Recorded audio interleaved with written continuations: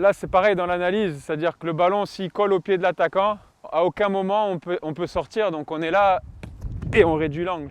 On essaie de bien rester sur ses appuis et pas donner d'indication. Surtout, ce qu'on ne veut pas, c'est prendre le but au premier poteau. Donc on l'a refait. Là, je ne peux pas sortir.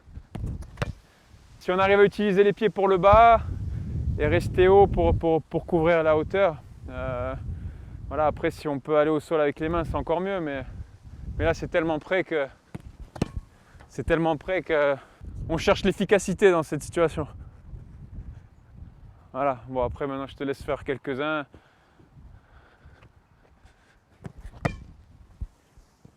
Il y a des gardiens de but qui vont rester bas, d'autres qui vont venir et se mettre ici. On va dire que plus on avance et plus on réduit l'angle, mais en même temps, on se donne moins de temps de réagir. En étant un peu plus bas, ça nous laisse un peu plus de temps de réagir, mais on a plus d'angle à couvrir. Donc c'est de trouver un juste milieu.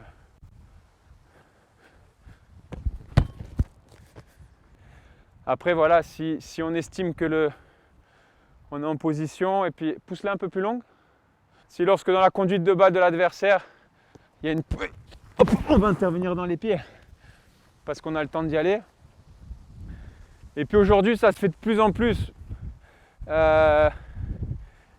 Les gardiens utilisent leur corps. Donc en général, ils la poussent un peu, et puis ils viennent jouer le duel, et puis ils viennent bloquer. Ça, encore une fois, c'est très personnel. Lorsque l'adversaire est très proche, forcément, on essaie de se jeter, de laisser traîner un pied, une main, et de bloquer le ballon, quoi. Enfin, de jouer en bloc. Quand je dis bloquer le ballon, c'est pas le garder, c'est vraiment laisser le moins d'espace possible. Donc forcément, lorsqu'on est comme ça, bon, il y a toujours la solution entre les jambes. Donc le plus important, c'est de se donner un élan, c'est d'être agressif, de rendre l'action difficile pour l'attaquant. Positionnement et prise de décision et réaction. Donc si à un moment donné, ma décision, c'est de reculer pour bloquer cet angle, après je suis dans la réaction. Je suis dans ma position, si je prends la décision d'aller chercher le ballon, là je réagis et il faut que ça aille vite. Et je vais chercher le ballon dans les pieds.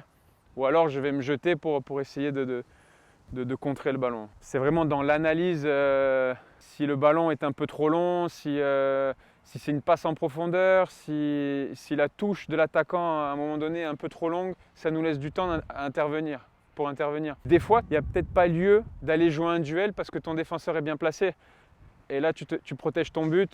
Mais le tout, comme on me l'a souvent répété, c'est de ne pas subir. Être dans cette position, ça ne veut pas forcément dire subir parce qu'on est prêt à réagir.